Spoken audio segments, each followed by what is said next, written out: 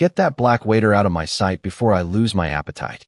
The words cracked across the rooftop restaurant like a whip against glass. Conversations died instantly. Forks paused midair. Even the jazz trio near the skyline windows missed a beat. Marcus Reed stood perfectly still beside table 12, one hand gripping a silver tray, the other clenched so tightly beneath it his knuckles burned white. A thin stream of red wine dripped from the edge of the crystal glass onto the polished floor near Richard Coleman's Italian leather shoe. The Chicago wind rolled softly across the rooftop, carrying the smell of rain and cigar smoke through the glowing string lights above the guests. But Marcus barely felt any of it now. Richard Coleman slowly rose from his chair, tall and sharp in a charcoal suit worth more than Marcus made in 3 months. Do you have any idea what these shoes cost? Richard asked coldly. Marcus lowered his eyes for half a second. I'm sorry, sir. I'll clean it immediately. Sorry. Richard gave a dry laugh that made a few nervous executives around him force small smiles. People like you are always sorry after the damage is done. Marcus heard the words. He always heard them. People like you. The phrase slid under his skin smoother than any insult screamed directly in his face. Around them, downtown Chicago glittered through the glass railing 50 stories above the street. Luxury cars crawled below like tiny beams of white and red light through the wet midnight avenues. Marcus reached carefully for a cloth hanging from his apron. But before he could kneel, Richard grabbed the tray from his hands and shoved it back against his chest hard enough for the silverware to rattle loudly. Just disappear, Richard muttered. That's what servers are supposed to do. Marcus swallowed the heat rising in his throat. Rent was due Friday. His mother's dialysis payment was already 2 weeks late. So instead of answering, he nodded once and stepped backward toward the service hallway beneath the rooftop stairs. The moment the steel door swung shut behind him, the music outside became muffled and distant. Fluorescent lights buzzed overhead. Steam rolled from the industrial kitchen farther down the corridor, mixing with the sharp smell of garlic butter and bleach. Marcus exhaled slowly, pressing his palms against the cold metal counter beside him. You okay, man? Another server whispered while rushing past with dessert plates. Marcus forced a tired nod. Yeah, I'm good. But he wasn't. His chest felt tight in that familiar way it always did after someone looked through him instead of at him. He loosened his black bow tie slightly and moved toward the back exit to grab fresh linens, when suddenly the heavy alley door slammed open so hard it bounced against the brick wall. Marcus froze. A man staggered inside from the rain. Tall, broad shoulders, black leather biker vest soaked dark with water, one sleeve torn near the shoulder. Rain dripped from his beard onto the concrete floor beneath him as he struggled to breathe steadily. Somewhere outside in the alley, voices echoed closer. Check the back entrance. Marcus's eyes lifted toward the stranger's face. The biker looked exhausted, older than he first seemed beneath the wet hair hanging across his forehead, but his sharp blue eyes locked onto Marcus immediately. Not angry, not dangerous, just tired, deeply tired. The man glanced once toward the alley behind him before speaking in a rough, low voice. If they find me here, he said carefully, your night's about to get complicated. Marcus stared at the man for one long second, while rainwater spread slowly across the concrete beneath his boots. The hallway lights flickered faintly overhead, casting pale reflections across the biker's soaked leather vest. Somewhere beyond the alley door, footsteps slapped against wet pavement. Closer now. Marcus could hear security radios crackling through the storm outside.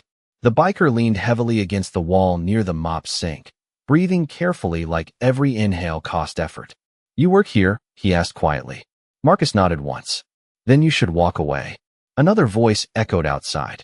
He came through this side. Marcus glanced toward the steel exit door, then back at the stranger's face. Up close, he noticed small details the darkness almost hid. Faded military tattoos near the man's wrist, a silver chain around his neck, deep lines near his eyes that looked less like anger and more like exhaustion carved there over years. Marcus had seen men like him before outside subway stations and downtown shelters. Men people crossed the street to avoid before even hearing them speak. The biker straightened slightly and looked toward the alley again. I do not need saving, he muttered. Marcus almost laughed at that. Nobody standing in a restaurant hallway dripping rainwater while being hunted by private security looked like they had things under control. But instead of speaking, Marcus moved quickly toward the storage shelves beside the freezer entrance. He grabbed an old gray kitchen hoodie hanging near the employee lockers and tossed it toward the biker. "Put this on." The man caught it slowly, confusion flashing across his face. "Why?" Marcus opened the side gate leading deeper into the kitchen corridor. "Because those guards are looking for a biker in leather, not a tired guy wearing dishwasher clothes." The biker stared at him another second before pulling the hoodie over his wet vest. The sound of voices outside grew louder. Someone rattled the alley door handle hard enough to shake the frame. Marcus felt his pulse jump inside his throat. One wrong move, and he would lose this job instantly. But another thought hit harder than fear. He remembered standing outside a pharmacy 3 winters ago while his mother struggled to breathe inside the car, and 3 different people walked past pretending not to see him asking for help. Invisible.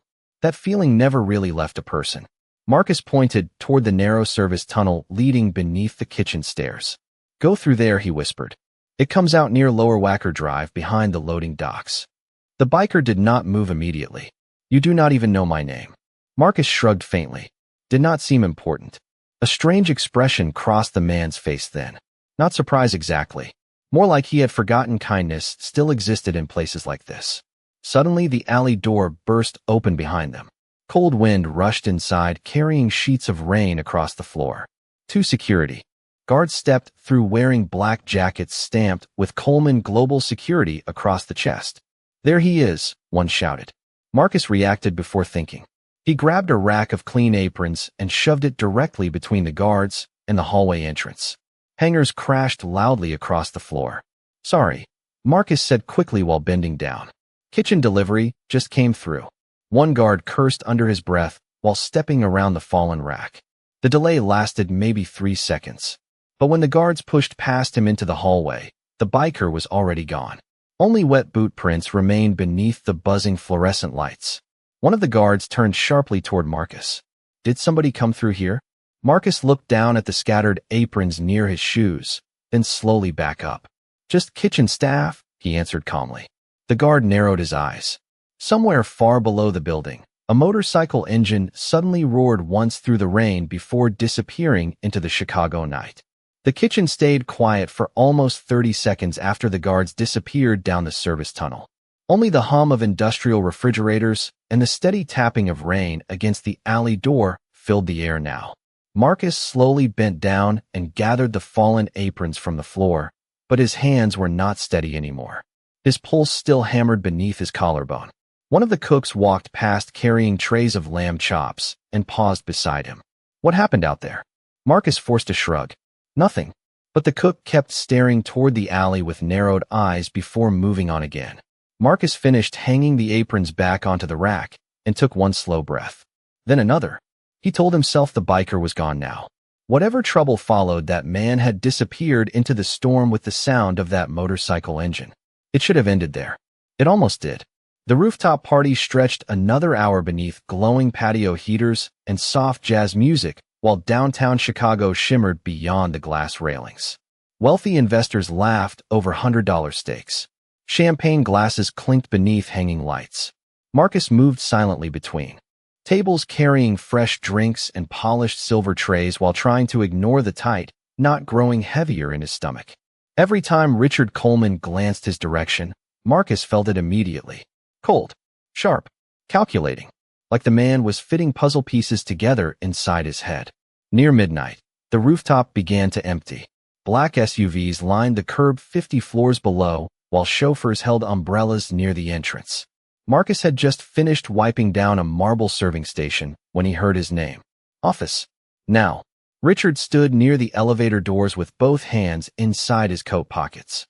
No anger in his voice this time. Somehow that felt worse. Marcus followed him downstairs through the private executive hallway, where thick gray carpet softened every footstep. The restaurant noise faded behind them until only silence remained. Richard unlocked his office door using a silver keycard and stepped inside without looking back. The office overlooked Lake Michigan through massive floor-to-ceiling windows streaked with rain. Soft amber lighting reflected across dark oak shelves lined with military awards and framed photographs. Marcus noticed one picture sitting near the desk. Richard younger. standing beside soldiers in desert uniforms somewhere overseas. Richard tossed a black security tablet onto the desk. "Interesting footage tonight," he said calmly. Marcus stayed standing near the door. "Sir." Richard tapped the screen once. Grainy hallway footage appeared. Marcus watched himself on camera beside the storage corridor. Watched the biker disappear seconds before the guards entered. His stomach dropped quietly. Richard folded his arms. "You know what disappoints me most?" Marcus said nothing. Richard stepped closer. "I gave people like you an opportunity to work in a place like this. Decent pay, respectable environment. And still, the moment trouble shows up, loyalty disappears." Marcus felt heat rise beneath his skin again. "People like you." Always the same phrase. Richard studied him carefully. Who was he? "I do not know. Do not insult my intelligence." Marcus held his ground quietly. Outside the windows, lightning flashed somewhere above the lake, briefly washing the office in cold white light. Richard sighed slowly before turning away toward the glass. "That biker assaulted one of my security teams downstairs." Marcus frowned slightly. Something about the sentence felt rehearsed. Too clean. "He did not look dangerous," Marcus answered carefully. Richard laughed once under his breath. "That is your problem. You mistake calm people for harmless ones." The room fell silent again. Rain rolled down the windows in long silver streaks behind Richard's reflection. Then finally he turned back around. "You are fired." Marcus blinked once. The words landed softer than shouting would have. He had expected anger. Instead came something colder. "Final." Richard stepped toward the desk and picked up Marcus's employee badge lying beside the tablet. "Turn in your apron downstairs," he said flatly. "And if I ever find out you lied to protect that man." He stopped speaking halfway through the sentence. Down on the street far below the tower, the low rumble of motorcycle engines suddenly echoed through the rain. The sound started low enough to feel more than hear. A deep, rolling vibration beneath the floorboards of the executive office. Richard Coleman stopped speaking immediately. Marcus noticed it too. The windows overlooking downtown Chicago trembled faintly as the rumble grew louder through the rain outside. One engine became several, then dozens. Richard stepped toward the glass slowly, his jaw tightening. Far below the tower entrance, headlights poured onto the wet street like rivers of white fire cutting through the storm. Motorcycle after motorcycle turned the corner in perfect formation, their chrome reflecting against rain-slick pavement beneath the city lights. Marcus moved closer to the window before he could stop himself. The entire block below the building was filling with bikes. Black Harleys, matte helmets, leather jackets darkened by rain. Traffic slowed instantly around them. Yellow cabs stopped. Pedestrians froze beneath umbrellas on the sidewalks. Nobody honked. Nobody moved. The engines alone controlled the street now. Richard's face hardened.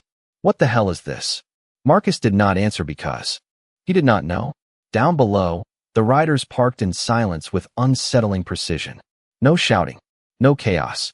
Just rows of motorcycles surrounding the tower entrance one by one until every exit lane disappeared beneath flashing headlights and drifting steam rising from the wet pavement.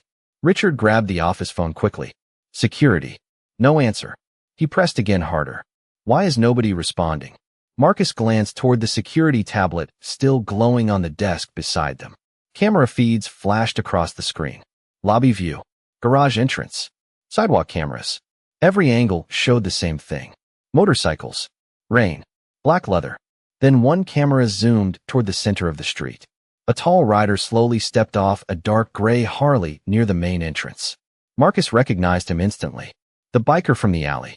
Only now he looked completely different. Dry black coat. Broad shoulders straight beneath the storm. Calm. Controlled. The hood Marcus gave him earlier was gone. In its place sat a faded leather vest carrying a stitched patch across the back, shaped like a silver wolf. The surrounding riders stayed completely still as he removed his gloves one finger at a time. Richard stared down at the screen without blinking. Something strange shifted across his expression. Not fear exactly. Recognition. Deep and sudden. No, Richard whispered under his breath. Marcus looked toward him. Richard stepped closer to the tablet slowly, like the image itself might disappear. That is impossible. The office felt colder now despite the soft amber lights glowing overhead. Rain rolled against the windows harder than before. Marcus watched the biker lift his face toward the skyscraper above him, as if he already knew exactly which floor Richard stood on. Then the biker spoke into a small radio near his collar. Seconds later, every motorcycle engine shut off at once. Silence swallowed the entire block. No engines, no horns, no sirens. Just rain falling against glass and steel 50 stories above the city. The sudden quiet felt heavier than noise. Richard's breathing changed first. Marcus noticed the slight shake in the older man's hand resting beside the desk. "Sir," Marcus said carefully. Richard did not answer immediately. His eyes stayed locked on the screen below. Finally, he spoke so quietly Marcus almost missed it. "Jacksonville." The name lingered in the room like smoke. Marcus frowned slightly. "You know him?" Richard let out one dry breath through his nose. 20 years ago in Iraq, my convoy hit an explosive outside Fallujah. He swallowed once. The vehicle flipped into a drainage ditch and caught fire. Marcus stayed silent. Richard's reflection stared back at him from the rain-covered glass. Older now. Tired. Smaller somehow. Everyone else ran. Another pause. Except him. Down below, Jacksonville slowly looked up toward the tower again. Then one of the building's security guards nervously approached him beneath an umbrella. Jackson listened for a moment before calmly pointing one gloved finger toward the skyscraper entrance. Toward Richard. Toward the man standing frozen beside the office window. Richard Coleman did not move for several long seconds after speaking the name. Rain slid down the office windows behind his reflection while the city lights shimmered across the dark lake beyond downtown Chicago. Marcus stood quietly near the door, watching something unfamiliar settle over the billionaire's face. Not anger, not control, guilt, deep and old. Down below, the line of motorcycles remained perfectly still around the tower entrance. Their headlights cut white beams through the rain like rows of silent watchfires. Employees inside the lobby had begun gathering near the glass walls, staring nervously outside, while security guards whispered into radios that no longer seemed useful. Richard slowly loosened the knot of his tie with one hand. "He was supposed to be dead," he muttered. Marcus frowned slightly. "What happened in Iraq?" Richard gave a hollow laugh that carried no humor at all. "What always happens in war? Bad decisions made by men sitting safely behind desks." He walked toward the liquor cabinet near the bookshelves, but stopped halfway there, staring instead at the framed military photograph on the wall. Younger soldiers smiled back beneath desert sunlight frozen 20 years in the past. Marcus noticed one man, standing beside Richard in the picture. Tall, broad shoulders, light eyes. "Jacksonville." Richard spoke without turning around. "Our convoy took the wrong route outside Fallujah because someone ignored local intel." His voice had lost its sharp edge now. Softer, heavier. Vehicle rolled into a ditch after the blast. Fuel everywhere. Smoke filling the cabin. Marcus stayed silent. Richard swallowed once before continuing. Everybody panicked. Communications failed. Men started running. Another long pause filled the office. Except Jackson. The rain outside intensified against the glass, soft and steady like static filling empty space. Richard looked down at his own hands for a moment. He crawled back into that vehicle 3 times, pulling people out. Marcus noticed the slight tremor in Richard's fingers again. "Including me." Down below, the lobby doors suddenly opened. Jacksonville stepped calmly into the skyscraper surrounded by 2 nervous security guards who now looked more like escorts than authority figures. The motorcycles outside remained motionless, waiting. Richard stared at the security feed in silence. "What happened after the war?" Marcus asked quietly. Richard's jaw tightened. "Life." He finally poured himself a drink, but did not touch it. "People change. Men come home carrying things they do not know how to put down." The office lights reflected softly across the untouched whiskey glass beside him. Jackson joined a veterans motorcycle club after his discharge. "I built Coleman Global." Richard looked toward the lobby screen again, where Jackson removed his wet gloves near the front desk with slow, deliberate movements. "We stopped speaking years ago." Marcus studied the screen carefully now. Nothing about Jackson's body language looked threatening. Calm eyes. Controlled breathing. The kind of quiet confidence people only carried after surviving difficult things. Then Marcus noticed something else. One of the security guards near the lobby elevator looked terrified. Not cautious. Guilty. Jackson noticed him too. The biker's eyes narrowed slightly before he said something Marcus could not hear through the silent camera feed. The guard immediately looked away. Richard saw it too. "Damn it," he whispered. Marcus turned toward him. "Sir." Richard rubbed a hand across his face slowly. "Earlier tonight, one of my teams was tracking somebody downtown for corporate recovery operations." Marcus frowned. "Recovery?" Richard hesitated just long enough for the answer to become obvious. "Not security. Collection work. Pressure tactics. Intimidation. The kind of jobs wealthy men renamed to sound cleaner than they really were." Richard looked sick realizing it aloud. Jackson must have crossed paths with them. The office fell silent again except for rain and distant elevator chimes somewhere beyond the hallway. Then the security feed showed the elevator doors opening downstairs. Jacksonville stepped inside alone.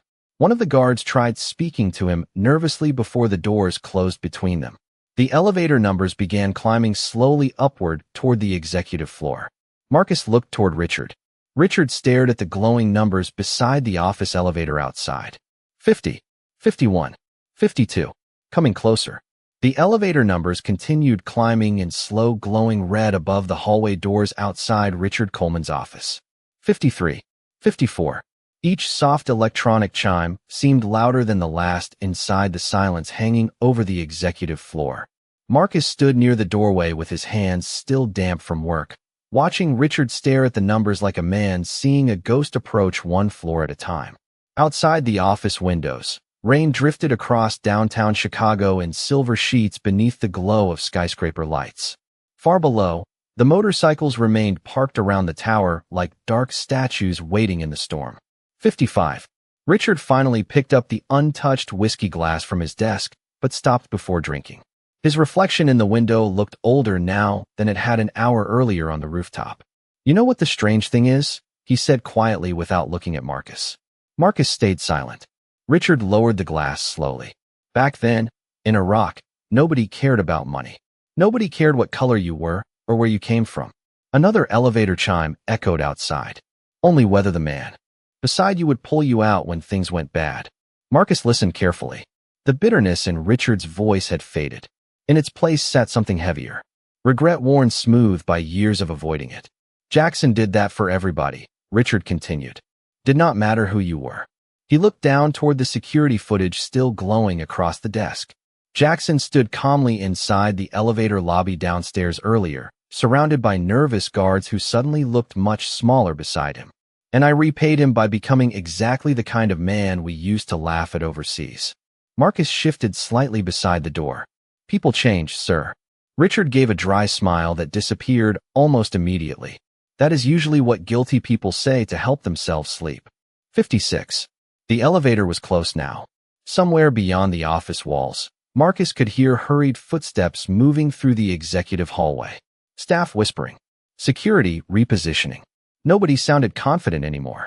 The entire building felt different tonight. Less like a corporate tower. More like a courtroom waiting for someone important to arrive. Richard finally sat down slowly behind his desk. For the first time since Marcus started working at the restaurant 6 months ago, the billionaire no longer looked untouchable. The expensive suit, the Skyline office, the military awards mounted beside polished shelves. None of it seemed powerful against the quiet weight pressing into the room now. Richard glanced toward Marcus after a long silence. "Why did you help him?" Marcus thought about the question carefully before answering. "Because he looked tired." Richard frowned slightly. Marcus stared toward the rain beyond the windows. "Some people look angry when life hits them hard. Some people look dangerous. But really they are just tired of surviving alone." Richard looked at him differently after that. Not as a server. Not as staff. Just another human being standing in the room. The elevator chimed again outside. 57. Richard leaned back slowly in his chair. "Do you know the worst part?" Marcus said nothing. Richard's voice lowered almost to a whisper. "When I saw you helping him on that footage earlier tonight, I assumed betrayal immediately." His jaw tightened. Not compassion. Not decency. Betrayal. Rain rolled softly down the windows beside them. Marcus understood that feeling better than Richard probably realized. Being judged before speaking. Before explaining.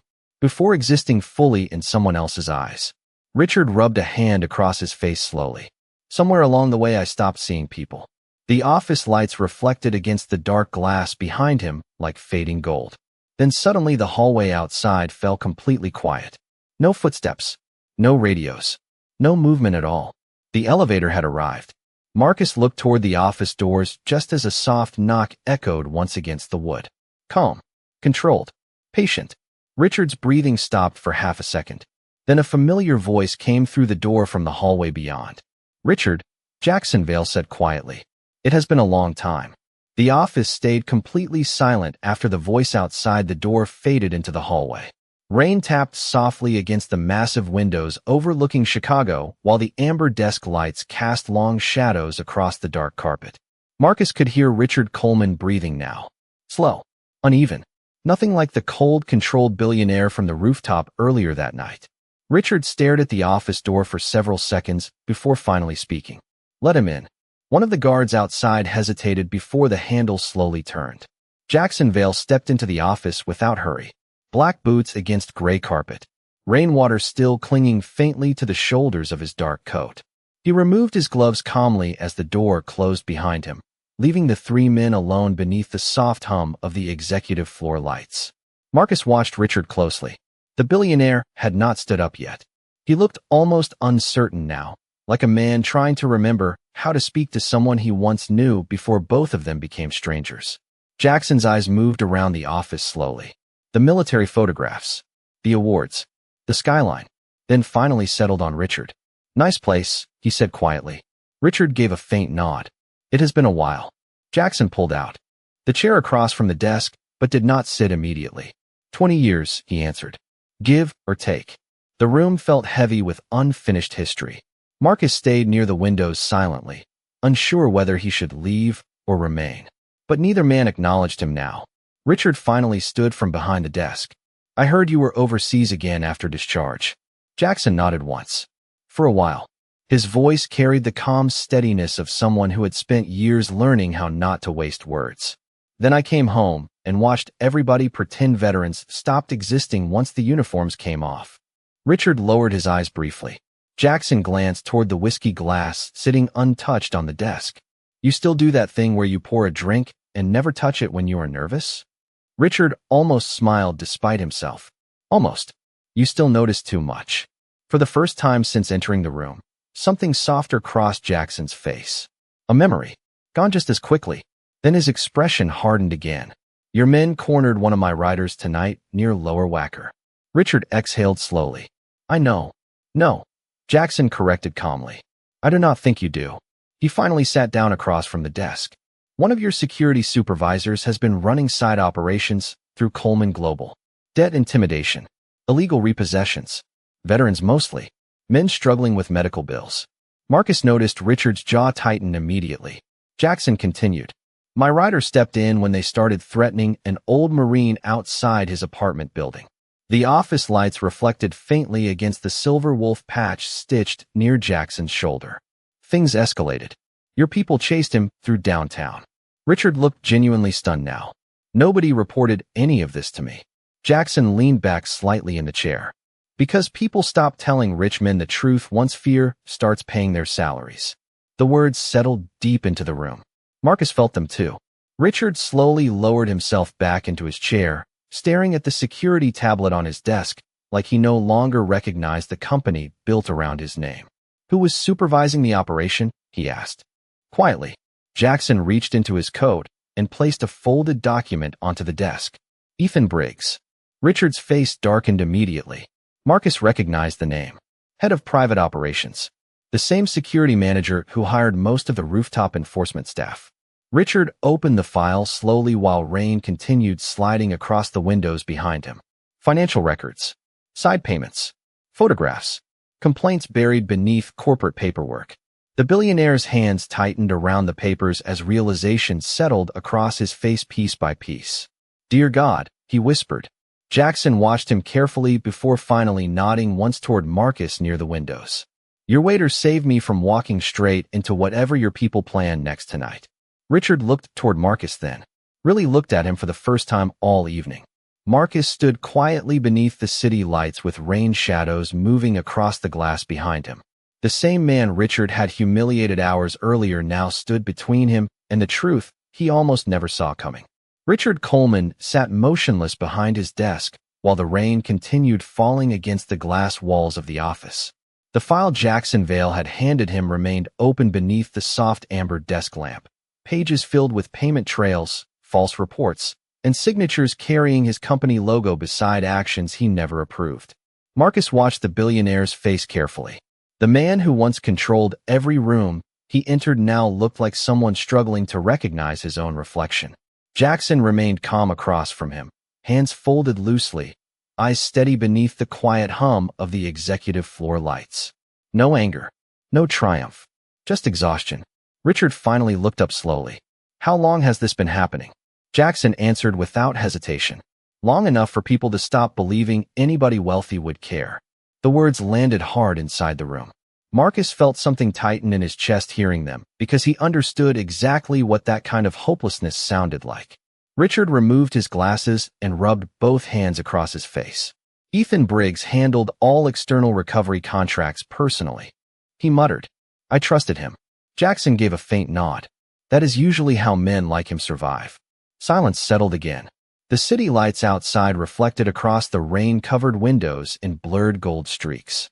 Somewhere below, a distant siren echoed through downtown Chicago before fading into the night. Richard slowly turned his chair toward Marcus. For the first time since the evening began, there was no arrogance left in his eyes. No distance, only shame. "I owe you an apology," he said quietly. Marcus shifted slightly near the windows, clearly uncomfortable with the sudden attention. Richard stood from behind the desk and walked toward him slowly. "Tonight I looked at you and saw a stereotype before I saw a person." His voice grew rougher with every word. "I assumed disloyalty because it was easier than admitting someone beneath my own company roof might actually have more integrity than the people I trusted most." Marcus looked down briefly at the soaked cuffs of his server uniform. Richard stopped a few feet away. "You helped a stranger because he needed help. I humiliated you for it." The office stayed still around them. Rain. Soft lighting. The distant glow of Chicago stretching endlessly behind glass. Marcus finally spoke quietly. "You were angry." Richard shook his head immediately. "No, I was blind." Jackson watched the exchange in silence from across the room, his expression unreadable but softer now than before. Richard glanced toward him briefly before returning his attention to Marcus. "You lost your job because you chose compassion over fear." He swallowed once. That should never have happened. Marcus looked toward the skyline again. "Most times people do not apologize." Richard lowered his eyes hearing that. The sentence carried no bitterness. Somehow that made it worse.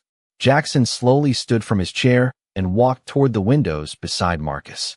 Downtown traffic shimmered below like rivers of light cutting through the rain. "You know why my people stayed outside tonight?" he asked calmly. Richard looked toward him. "Because they wanted revenge?" Jackson shook his head faintly. "No," he glanced toward Marcus.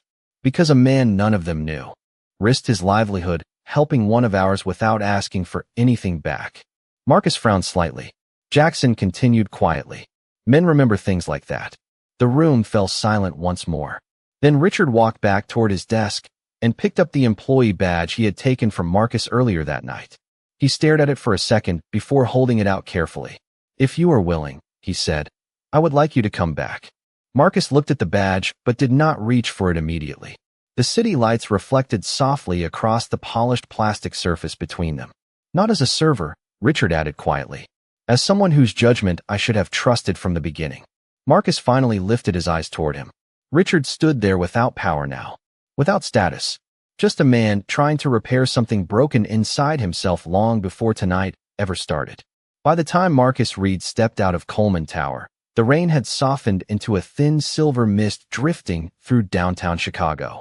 The city looked quieter now, cleaner somehow. Streetlights reflected across wet pavement in long ribbons of gold, while steam rose slowly from the subway grates beneath the early morning air. The line of motorcycles still surrounded the block, but the tension from earlier had disappeared.